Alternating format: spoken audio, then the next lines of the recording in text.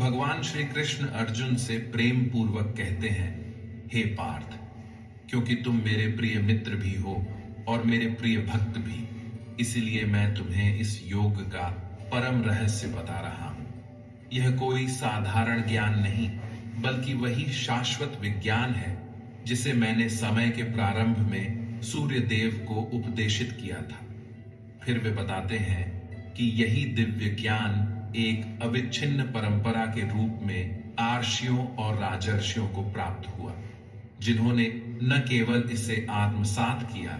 बल्कि इसे अपने सच्चे आध्यात्मिक गुरु से ही ग्रहण किया जाना चाहिए।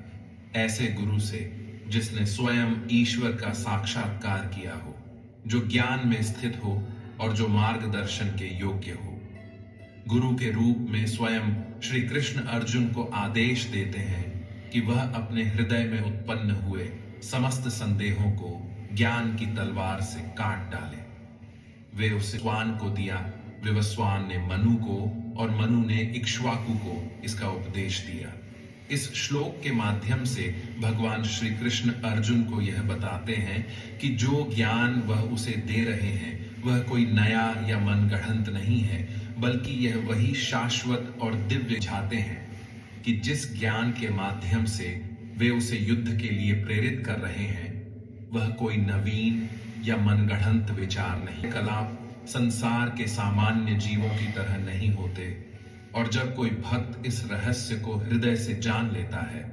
कि भगवान का जन्म उनका अवतार मृत्यु के बंधन में पड़ता है, वे बताते हैं कि जब कर्म रूपी यज्ञ को उचित ज्ञान और शुद्ध भावना के साथ अर्पित किया जाता है तो उसका शेष भाग अमृत के समान हो जाता है, और जब कोई भक्त उस अमृत रूपी फल का पान करता है तो वह अपने भीतर की सारी अशुद्धियों से मुक्त हो जाता है। यह कोई साधारण परिणाम नहीं, बल्कि आत्मा की शुद्ध